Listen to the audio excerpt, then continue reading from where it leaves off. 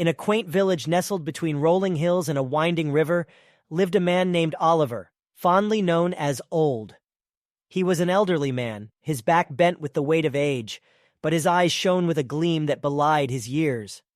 Old was known throughout the village for his stories, wisdom, and his ability to distill life lessons from even the simplest of events. Every evening, children and adults alike would gather around a large oak tree near the center of the village to listen to Old's tales. His stories were not of grand adventures or epic battles, but of everyday moments and small encounters that held profound lessons.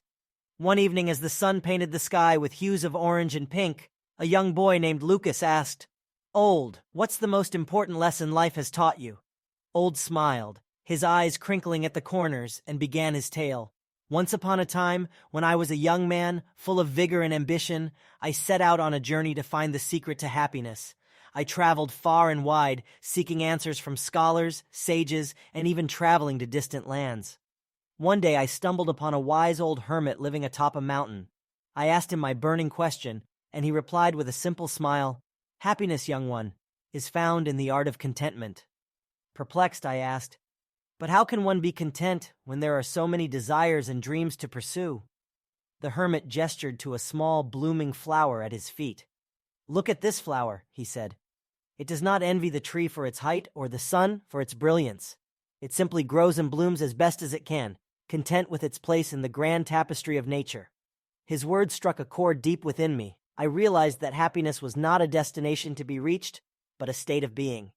It was about finding joy in the present, appreciating the beauty in the ordinary, and accepting that life's journey itself is the reward. I returned to the village with a heart full of this newfound wisdom.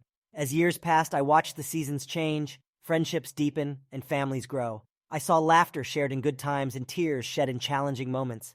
And through it all, I remembered the hermit's words. So, my dear friends, the most valuable lesson I've learned in my long life is this: be like the flower. Bloom where you're planted, embrace each moment, and find contentment in the journey, no matter where it leads." As Old concluded his tale, a hush fell over the gathered crowd. Lucas stared at the old man with newfound understanding, while adults exchanged knowing smiles.